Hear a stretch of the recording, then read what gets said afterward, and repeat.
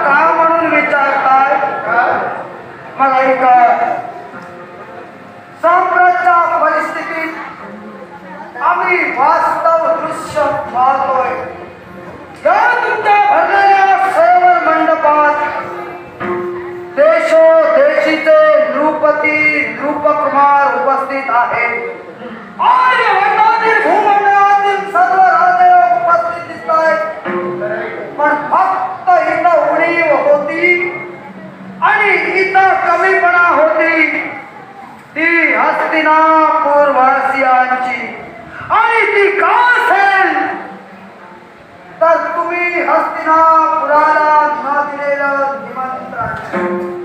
सांगा काशीराजे, काय असं घोडं हस्तिनापुराला तुमचं मारलं म्हणून इतरत्र सर्व राजे लोकांना निमंत्रण दिलं जात आहे आणि फक्त हस्तिनापुराला दिलं जात नाही. त्याच गोष्टीचा जाब विचारण्यासाठीच देवव्रत भीष्म तुमच्या समोर उभा आहे. आपलं म्हणणं योग्य आहे. कारण जबाबदारी व्यक्ती मी, माझ्या कन्येचा स्वयंवर माझ्या सान्निध्यात असणाऱ्या महान माणसाची माणसाजवळ स्वयंवराची निमंत्रण पत्रिका द्यायला मी सांगितली. आता हस्तिनापुरापर्यंत पोहोचली नाही याच्या बाबतीत मी दिलगिरी व्यक्ती आहे. कारण चूक ही प्रत्येकाच्या हातून होते. म्हणून एक वेळ माझ्या मानमानकऱ्यांजवळून चूक घडली असेल, पण स्वयंवर पत्रिका तो का फक्त हस्तिनापुराला पत्रिका नाही म्हणून? याला कारण आहे राजे.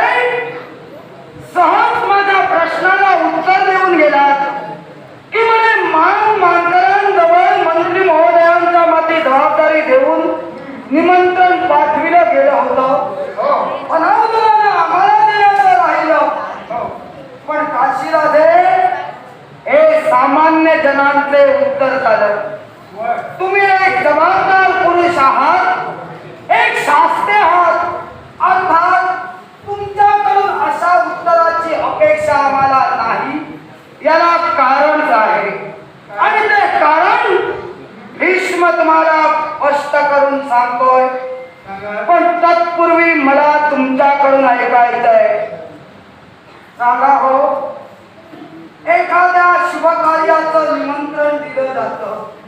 आता तुम्ही लग्न योजिलात, स्वयंवर योजिलात, आणि या स्वयंवराचं निमंत्रण दिलं जात असताना आप्त इष्ट सगळे सोयरे आणि त्यानंतर मित्रमंडळी, म्हणजेच पहिल्यांदा आपल्या नात्यागोत्यांचा विचार केला जातो.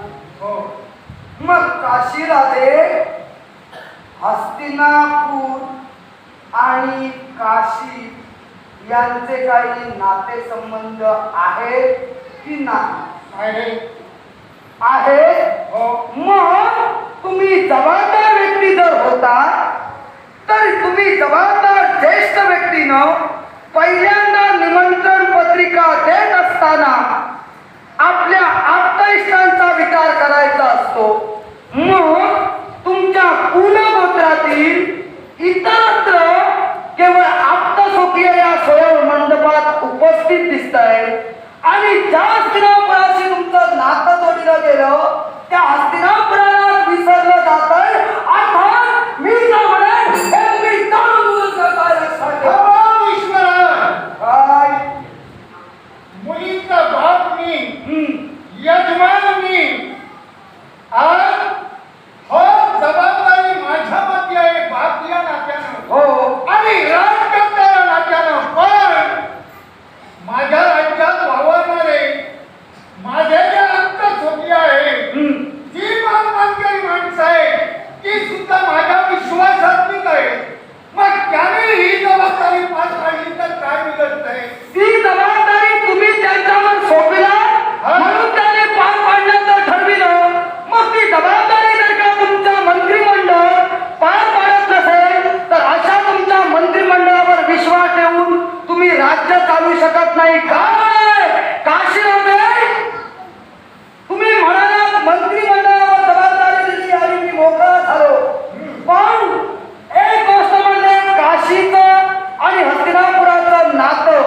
कारण याच काशी नगरात तुमच्या आणि तुमच्या भविष्यात ब्रह्मदत्त पुत्र सर्वसेन होऊन गेले आणि या सर्वसेनांची कन्या सुनंदा ही केवळ दुष्यंत राजे आणि शकुंतला यांचे पुत्र म्हणजे आमचे वंशज भरत राजे यांना दिली गेली. मग वास्तविक हे पावणेपणाचं नातं. मग या पावणेपणाच्या नात्याला तुम्ही पहिल्यांदा जागून आपल्या आप्तांच्या नावानं निमंत्रण पत्रिका काढल्या पाहिजे होत्या. त्या तुम्ही काढल्या नाही. अर्थात ही चूक तुमच्या मंत्रिमंडळाची नाही, तुमची आहे, लक्षात ठेवा. आता माझं आणि हस्तिनापुराचं नातं आहे. मी नाही म्हणत नाही. कन्याकुळाच्या माझ्या हो, लग्नाचा 10 मंडप रचलाय मी. निमंत्रण कुणाला घ्यावं कुणाला न द्यावं हा मूलभूत हक्काचा प्रश्न माझा. मग काशीराजा, मग तुम्हाला माझ्या आपल्या स्वप्नांची गरज नाही. चौकशी करणे तुमच्या तुमचा विचार. मी नव्हता थकलोय आणि इथं हस्तिनापुर आलो. हे नातेसंबंध तोडिले नाही म्हणून त्या नात्याची जाणीव करून दिली. पण तुमच्या बोलण्यावरून एक करू लागलो. तुम्ही आमच्या प्रश्नाला सहज उत्तर दिला की मी कुणाला निमंत्रण द्यावं हे कन्येचा बाप म्हणून मी ठरविणार. याचा अर्थ एकच आहे, तुम्ही सरळ मान्य करा, तुम्ही जाणून बुजून हस्तिनापुराला डावललात. आणि तो जर का तुमचा मान तुम्हाला राखायचा होता तर हा सरोवर आहे हे तुम्हाला कळलं म्हणून तुम्ही इथं आला. मग त्याच वेळी हा जर का दाबी करायचा होता तर सरोवराला सुरुवात होण्यापूर्वी आलं पाहिजे. राजा! तो तुमचा स्वार्थ तुम्ही मानासाठी मोठेपणासाठी हप्पा पुरवता. म्हणावं लागेल. कुणाला घालवत होता या भीष्मावर? ओ या भीष्मानं तेव्हा क्रिया घडली तेव्हा प्रतिक्रिया दर्शविली. एखादं कार्य घडल्याशिवाय कार्यकारण भाव निर्माण होत नाही. तुम्ही निमंत्रण दिला नाही, तुमच्याकडे सरोवर आहे हे आम्हाला जाणी कळलं. त्याच वेळी आम्ही केवळ अश्वस्वार झालो आणि या तुमच्या केवळ काशीनगरात पोहोचलो. आता आम्ही पोहोचेपर्यंत तुमचा मुहूर्त जवळ आला. याला दोष आमचा नाही. तुम्ही आम्हाला डावलला म्हणूनच याचं खापर तुमच्याच माती घ्या. शून्य मनाचा फक्त विचार जर का तुमच्या अंतर्गत मिळते तर अशा तऱ्हेचा हा उदाहरण करण्यापेक्षा एक वेळ हा धाव मला तुम्ही विचारला असता आणि एक वेळ राजकन्याला सहानुभूती तुम्ही दाखवली असती. पण ती न दाखवता तुम्ही एक डाव उलटा करतात असा तुमचा स्वार्थ. याला कारण आहे काशीराजा. आम्ही तुम्हाला का विचारण्यासाठी आलोय ते फक्त पावणेपणाच्या नात्याने नव्हे. मला कळत नाही का गरज आहे. पावणेपणाचं नातं बाजूला ठेवूया. कळत नाही. मी बाजूला ठेवतोय पावणेपणाचं नातं. पण काशीराजा, सम्राट तुमचे सम्राट हस्तिनापूरचे राजे विचित्रवीर्य आहे. हस्तिनापुराकडे सार्वभौमत्व आहे आणि तुम्ही हस्तिनापुराचे मांडलिक आहात हे तर तुम्हाला मान्य आहे. शाबास. मग हस्तिनापुराचे तुम्ही जर का मांडलिक आहात तर प्रथमतः आपल्या सम्राटाचा विचार करणं गरजेचं होतं. मग तुम्ही सम्राटाचा विचार केला नाही. अर्थात तुम्ही जाणून बुजून हस्तिनापुराला दुखविलात हे मान्य करा. आज वेळ श्रेष्ठाला काही शाळाही सांभाळायचं असतं. पण श्रेष्ठ मनाचा अधिकार नव्हता तुमचा होता. मी जर का चुकत होतो योग्य त्यावेळी तुमच्या बाजूला का नाही इथं बाजूला योग्य त्यावेळीच. ब्रह्मचारी व्रताची सांगता तुम्ही केली. आता तो अधिकार त्यांचा होता त्याला त्याला बाजूला. राजे, तुमच्यावर परकीय शत्रू आक्रमण करतात तरी प्रत्येक वेळी काय तुम्हीच पहिल्यांदा पुढे जाता. आमचं सैन्य असतं. मग मी देखील तोच आहे. वा. कारण मी हस्तिनापुराचा राजा म्हणून आलो नाही. मी एक हस्तिनापुराचा सेवक आहे. मी हस्तिनापुराचा प्रतिनिधी आहे. म्हणून माझ्या राजाच्या वतीनं हस्तिनापुराच्या राजगादीचा झालेला अवमान आणि त्याचा जाब विचारण्यासाठी हा भीष्म तुमच्या समोर उभा आहे. भीष्माला सुद्धा जाबाचं उत्तर मी दिलेलं आहे. जर का अधिकार सम्राट जर का माझ्या समोर आला असेल तर त्याला उत्तर देण्याची तयारी माझी आहे.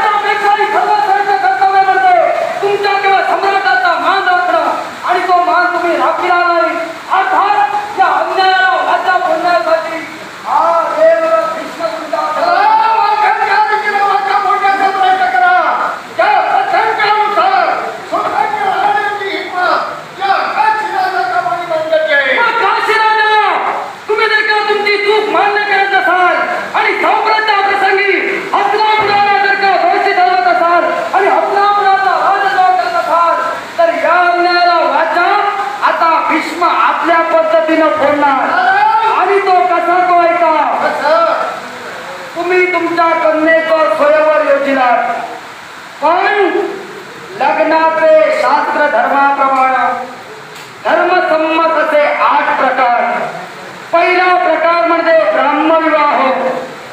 तेव्हा वधूवराचं कुल गोत्र गुणदोष जाणून वराला यथाकृत सन्मानित करून वधूच्या घरी बोलविलं जातं आणि देव अग्नी आणि ब्राह्मण यांच्या साक्षीनं लग्न केलं जातं. तो पहिला प्रकार म्हणजे ब्राह्म. दुसरा प्रकार आर्ष म्हणजे केवळ या विश्वात वरा करून होम इथून वृषभ आणि गाय ही मोबदल्यात घेतली जाते आणि कन्या दिली जाते. याला आर्ष विवाह म्हणतात. त्यानंतरचा विवाह म्हणजे गांधर्व विवाह. आई बापाच्या संमतीशिवाय जी पोरं पळून जाऊन लग्न करतात त्यातला प्रकार म्हणजे गांधर्व विवाह. त्यानंतरचा प्रकार म्हणजे असुर विवाह. तेव्हा एका कन्येला धन देऊन विकत घेतली जाते, त्याला असुर विवाह म्हणतात. त्यानंतरचा दैव विवाह. तो दैवी विवाह का, तर ऋत्विजाकर्मी यज्ञ केला जातो आणि त्या यज्ञाच्या बदल्यात त्या ऋत्विजाला कन्या दिली जाते, तो दैवी विवाह. त्यानंतरचा विवाह म्हणजे प्रजापत्य विवाह. हा प्रजापत्य विवाह कुठल्या प्रकारात, तर वधूवरांच्या संमतीनं, आई बाबाच्या संमतीनं, केवळ प्रजा आपत्तीच्या दृष्टीनं जो विवाह केला जातो तो प्रजापत्य विवाह. हे 6 प्रकार. आता 7वा प्रकार म्हणजे पिशाच्च. एखाद्या केवळ कन्येला मादक पदार्थांचं सेवन करण्यास भाग पाडलं जातं, तिच्यावर अन्याय अत्याचार घडविले जातात आणि अशा कन्येशी त्या व्यक्तीचं लग्न लावून दिलं जातं, त्याला पिशाच्च विवाह म्हणतात. आणि राहिला प्रकार 8वा म्हणजे राक्षस विवाह. एखाद्या कन्येच्या इच्छेविरुद्ध तिला बळजबरीनं नेणं, तिच्याशी लग्न करणं याला राक्षस विवाह म्हटलं गेलं. धर्मशास्त्रात या 8 विवाहात भेदाभेद नाही, पण 8वा प्रकार याचं नाव राक्षस विवाह जरी असलं तरी शास्त्र सांगतंय जो राजा आहे त्या राजानं आपलं बल सामर्थ्य दाखवावं, शक्ती सामर्थ्य दाखवावं आणि समोरील कन्येचं आपल्या बलाचा वेळ करून अपहरण करून तिच्याशी लग्न करावं. अर्थात मी हस्तिनापुराच्या राजाच्या आज्ञेनं, हस्तिनापुराच्या राजाचा एक सेवक, हस्तिनापुराचा प्रतिनिधी म्हणून त्याच्या वतीनं या तुमच्या 3ही कन्येचं तुमच्या डोळ्यात देखत अपहरण करून घेऊन जाणार आणि तिच्याशी माझ्या केवळ विचित्र विर्यांचं तिघांचंही लग्न लावून देणार. तुम्हाला कोणाला जर का अडविण्याची हिंमत असेल तर राजे अडवून दाखवा. सारं काही ऐकलं मी, एवढं आज्ञानी नाही. मी म्हणणारही नाही. एक चांगलं केलं. काय? या सरोवर मंडपात देशादेशीचे राजकर्ते आले. निदान त्यांच्या जर का कन्या असतील तर या 8 प्रकारांचा ते उपयोग करतील. मला गरज नाही. राजकारणी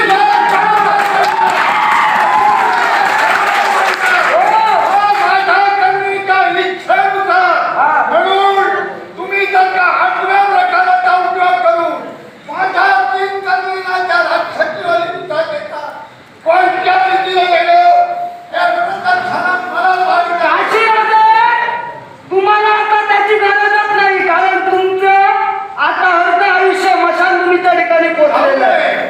त्यामुळे तुम्ही आता त्या प्रकाराचा विचारच करू नका. आणि राहिला प्रश्न यांचा, तुम्हाला काय वाटलं हे 8 प्रकार प्रथम भीष्म सांगतोय. हे 8 प्रकार याआधी धर्मशास्त्रानं सांगितले.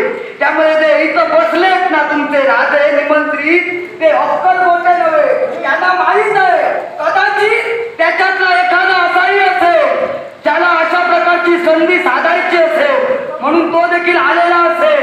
पण भीष्म आल्यामुळं आता तो पुढे येणार नाही. पण लक्षात ठेवा, भीष्म तुमच्या 3ही कन्येला त्याच केवळ राक्षस प्रकाराला घेऊन जाणार आणि हस्तिनापुरात केवळ झालेला अन्याय या अन्यायाला होणार. वारावर वार करून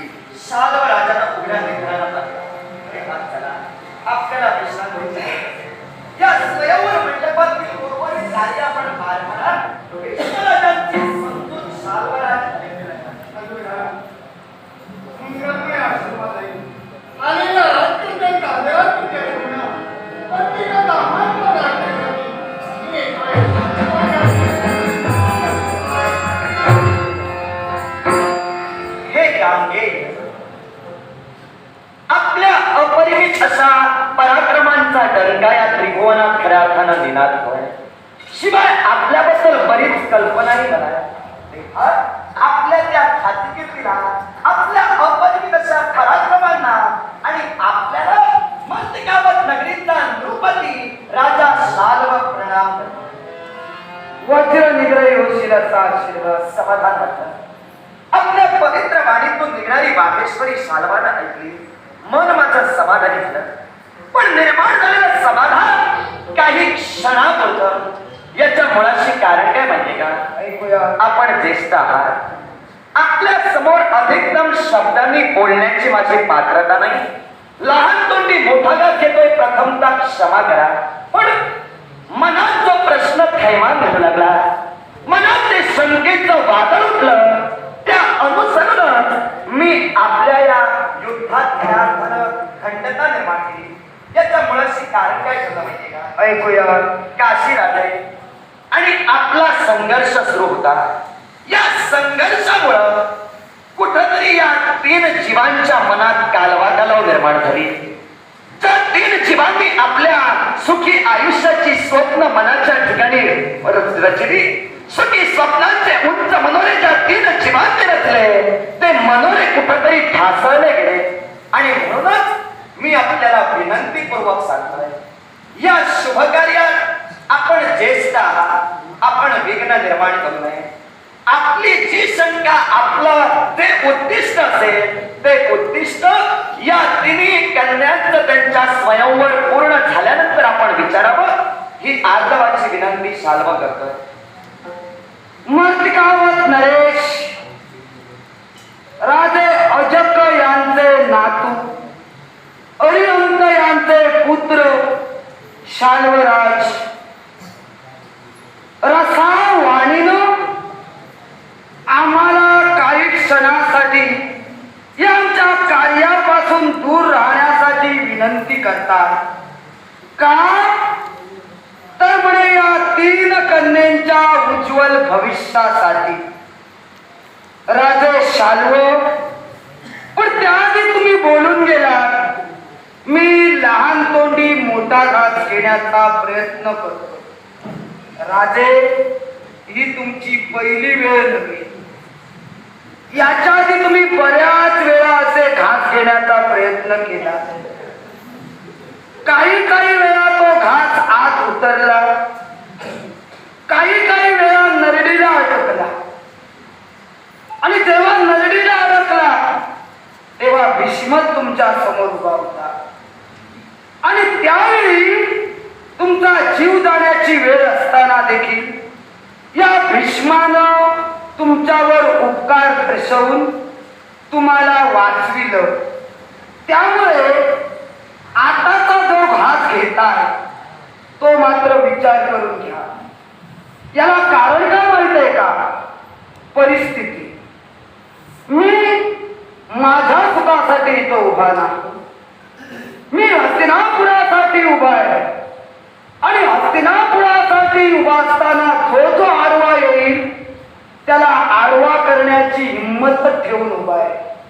तेव्हा तुम्ही मध्यंतरी आलात म्हणून मला बोलावंसं वाटतंय ते एकच, शाल्वराज, जर का तुम्ही या 3 कन्यांच्या उज्ज्वल भविष्यासाठी म्हणून जर का प्रतिकार करत असाल आणि मला थांबवण्यासाठी विनंती करत असाल, तर आता जसे विचार तुम्ही तुमच्या मनानं केले तसे विचार जर का या 3घींच्या बापांना आधी केले असते आणि हस्तिनापुराला निमंत्रण दिलं असतं, तर मला अशा प्रकारचा वाद इथं निर्माण करण्याची वेळ आली नसती. हा पहिला प्रश्न झाला. आता दुसरी महत्वाची गोष्ट, तुम्ही बोलून गेलात की तुम्ही उदय घेऊन देखील या गोष्टीचा जाब विचारू शकला असता. राजे शाल्व, आमच्या हस्तिनापुराची पद्धत आहे, कदाचित तुमच्याकडे उलट असेल. नंदादीप सेवत असतो, पण तो नंदादीप विजला, चोरानं चोरी करून चोर गेला की त्यानंतर त्या नंदादीपात तेल ओतावं. ही पद्धत तुमच्या मर्तिकावत नगरीत असेल, आमच्या हस्तिनापुरात नाही. तेव्हा ज्या गोष्टीचा चाप ज्यावेळी विचारला गेला पाहिजे त्याच वेळी तो विचारण्यासाठी मी इथं उभा आहे. तेव्हा माझी वेळ चुकीची ठरू नका. तुम्हाला मी अजूनही सांगतोय, तुम्ही आमच्या वैरत्वात पडू नये. गांगेय भीष्म, आपण जे वक्तव्य केलं ते वक्तव्य अनुचित आहे असं मी कधी म्हणणार नाही. हिंमतच नाही कोणाची ठरविण्याची. आपल्या ज्येष्ठत्वाचा, आपल्या पराक्रमाचा मी सदैव आदरच करेन. पण बोलता बोलता आपण बोलून गेला. यापूर्वी मर्तिकावत नगरी नरेश राजा शाल्वानं बरेच घास घेतले.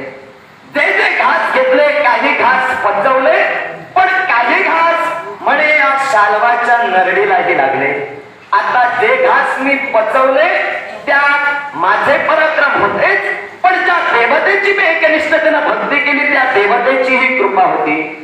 जे घास नरडीला अडकले ते कदाचित माझं प्राक्तन प्रारब्ध किंवा तो नियतीचा खेळ असेल.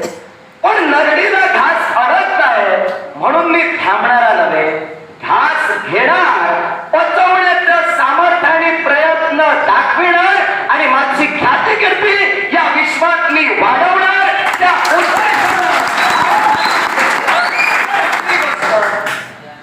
भीष्मराज, मी प्रथमतः आपल्याला म्हणालो आपली योग्यता निश्चित महानच आहे. आपण बोलून मोकळे झाला. नंदादीपाचा विषय, नंदादीप तुमच्या हस्तिनापुरात सदैव तेवतच असतो. कदाचित आम्ही चोरी करून गेल्यानंतर म्हणे नंदादीप पेटवतो. मी या विषयाला म्हटलं नाही, पहिल्यांदा गैरसमज दूर कर. तुम्ही कुणालाही म्हणा, पण जो व्यवहार तुम्ही मांडला त्या व्यवहाराला उद्देशून मी माझं वक्तव्य तुम्हाला सांगतोय. या विश्वात जे जे राजे समर्थ राज्यशकट चालवत आहेत त्यांना समर्थ राजा म्हणून या विश्वात ज्यांना गौरविलं गेलंय ते समर्थ राजे आपले नंदादीप सदैव तेवत ठेवूनच आहेत. आणि म्हणूनच या विश्वाच्या पाठीवर समर्थ राज्यशकट चालवणारा एक समर्थ राजकर्ता या तुम्हा दोघांच्याही द्वंद्वात का मध्यंतरी पडला याच्या मुळाशी कारण होतं. हा जड घास मी घेतला याच्या मुळाशी कारण मी एक माणूस आहे. माणसानं माणसाला तारायचं असतं, माणसानं माणसाला कधी मारायचं नसतं. हा माणुसकीचा धर्म एक माणूस म्हणून मला सतेज राखायचा होता. कारण ज्या 3 जीवांनी आपल्या पुढील भवितव्याची उज्ज्वल स्वप्न आपल्या मनाच्या गाभाऱ्यात रंगविली ती स्वप्न कुठेतरी साकार व्हावी म्हणून मी उभा राहिलो. दुसरा विषय, एका राजकर्त्यानं दुसऱ्या राजकर्त्याला सहकार्य वेळोवेळी करायचं असतं. हा शास्त्रवंतांचा धर्म आहे. आणि म्हणूनच काशीराजांची बाजू मी घेतोय असा त्याचा अर्थ होणार नाही. पण साम्राज्य परिस्थितीचं अनुकरण करता एका राजाचं तत्व आणि माणुसकी जोपासण्यासाठी या शाल्वानं हे युद्ध थांबविलेलं आहे. शाल्वराज, विनंती माझी एकच आहे. नाही काय तुम्ही बरंच काही वक्तव्य करता, करावं लागलं. आणि त्या वक्तव्यातून तुम्ही तुमचं मत प्रदर्शित करण्याचा प्रयत्न करता. पण बोलता बोलता तुम्हीच फसता. कसं काय? आता तुम्ही म्हणालात माणसानं माणसाला तारायचं असतं, त्याबद्दल मी तुम्हाला विचारणारच आहे. पण काय हो, काय? आता तुम्हाला एका माणसानं दुसऱ्या माणसाला सहकार्य करावं, एका क्षत्रियानं दुसऱ्या क्षत्रियाला सहकार्य करावं म्हणून काशीराजांना सहकार्य करण्याचे शब्द जरा उशिरा आठवले. आणि पहिल्यांदा या 3 कन्येच्या भविष्याचा विचार आठवला. काय हो, काय? शंका म्हणून विचारतो. जरूर विचारा. तुमचा काही हातखंडा तर नाही ना? नेमकं तुम्हाला काय म्हणायचंय? नाही, समजणाऱ्याला फक्त तेवढं पुरेसं आहे. तुमचा काही हातखंडा तर नाही ना? नाही विचारतोय, असेल तर सांगा. तुम्हाला नेमकं काय सांगायचं ते स्पष्ट सांगा. म्हणजे मला काय समजलं ते मी सांगेन. असेल तर समजूनच सांगतोय. तुम्ही पहिल्यांदा बोललात यांच्या भविष्याचा विचार आणि नंतर सांगताय काशीराजांना सहकार्य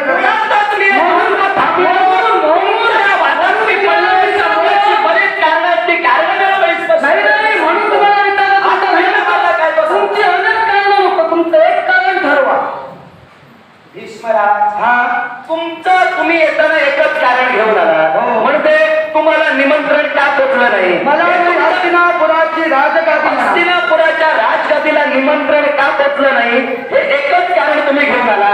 पण मी ज्या ते द्वंद्व थांबलं त्याच्या मागे अनेक कारण आहेत. मग ती अनेक कारण मी स्पष्ट करतोय. मग एकाच कारणाकडे मी कसा काय नाही, कारण तुम्ही बोलताना पहिल्यांदा यांचा विचार करता आणि नंतर काशीराजांचा विचार करता. मी त्यांचाही विचार केला, काशीराजांचाही विचार केला, माझ्या संसाराचाही विचार केला आणि अभावृद्ध प्रजाजनांचाही विचार केला.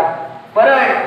राजा कुणाचा आधी विचार करावा हे जरा आठवणीत ठेवा. हे सगळे विचार माझे जर सफलतेच्या दिशेने मला न्यायचे असतील तर यावरचा पर्याय मला एकच दिसतोय, तुम्हाला समजावून सांगणं. म्हणूनच तुम्हाला सांगतो, तुम्ही जरा तुम्हीच विचार करा आणि तुम्ही योग्य ती पावलं उचला.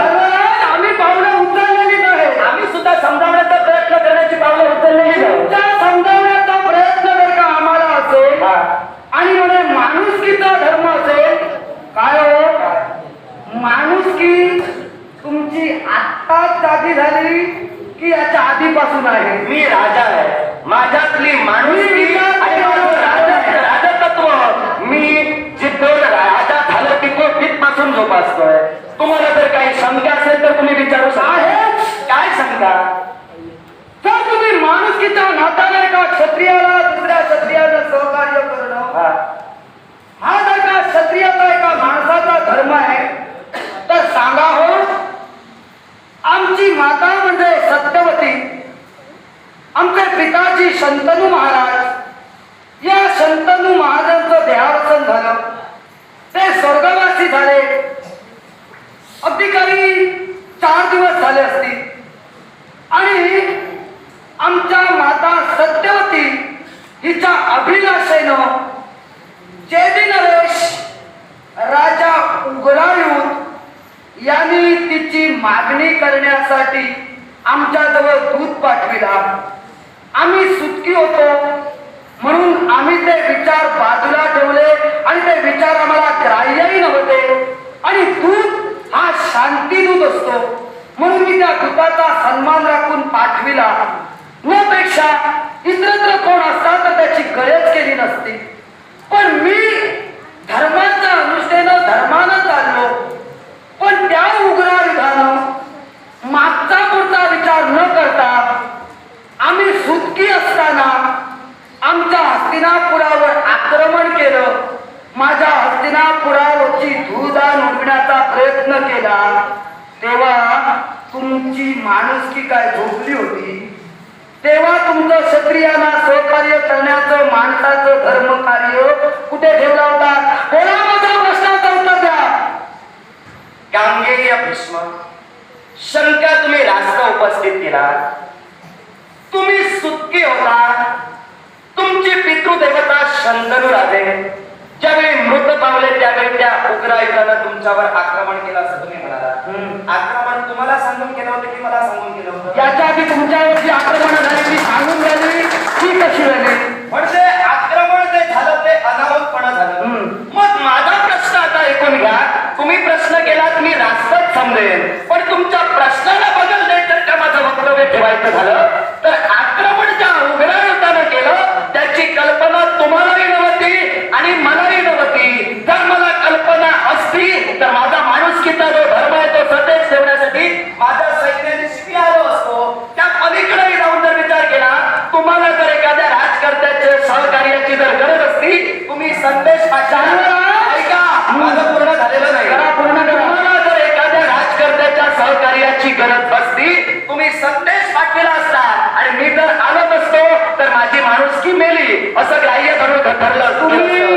पण ज्या अर्थी आक्रमण अनाहूतपणा झालं त्याची कल्पना मलाही नव्हती आणि तुम्हालाही नव्हती. आता ते आक्रमण तुमचं तुम्हीच निस्तरायला हवं, पण आता ते माझ्या समोर घडतंय त्याचा मी प्रत्यक्षदर्शी पुरावा आहे. अर्थात माझ्या नेत्रासमोर जे घडतंय त्याला आळा घालणं माझा धर्म आहे. मी माझ्या काय म्हणे तुम्हाला युद्ध तेव्हा पुकारलं गेलं हे माहीत नव्हतं म्हणून तुम्ही मागे राहिलात. तुम्ही माणुसकीचा धर्म सांगताय आणि म्हणे सहकार्य करण्यासाठी आम्ही बोलविलं पाहिजे होतं. म्हणजे ते युद्ध चालू असताना हस्तिनापुरातून तुम्हाला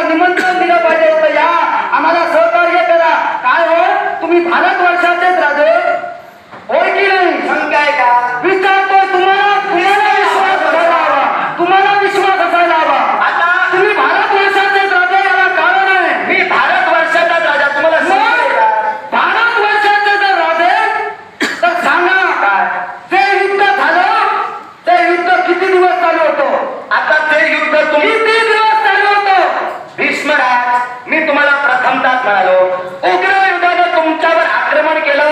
आक्रमण केलं ते तुम्हाला माहित नव्हतं, तो प्रश्न मागे राहिला. युद्ध किती दिवस झालं ते तरी तुम्हाला माहित नसणार. तुमचा काय घोटाळा होता तो तुमचा तुम्ही निस्तरा. तुम्ही काय घोटाळा केला ते आम्हाला माहित नाही. घोटाळा अडकला. ऐका, तुमच्यावर आक्रमण केलं याची कल्पना आम्हाला नव्हती. अर्थात तुमचं युद्ध किती दिवस चाललं हे सुद्धा मला माहित मग नाही. ऐका, शालवाज, 3 दिवस युद्ध चालू होतं.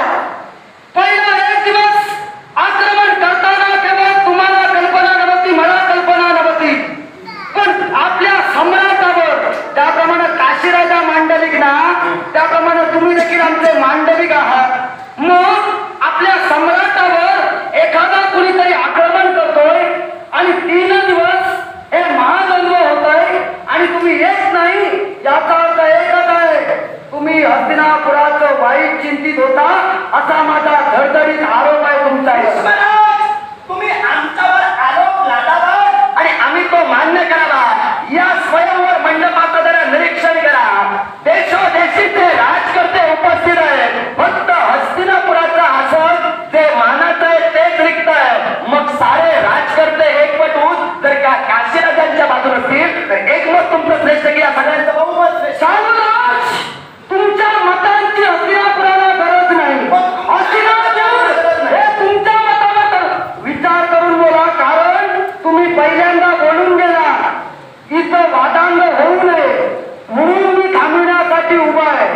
मग जर का तुम्ही हे थांबविण्याच्या मिटविण्याच्या उद्देशानं उभं असाल तर मिटविण्याचाच प्रयत्न करा.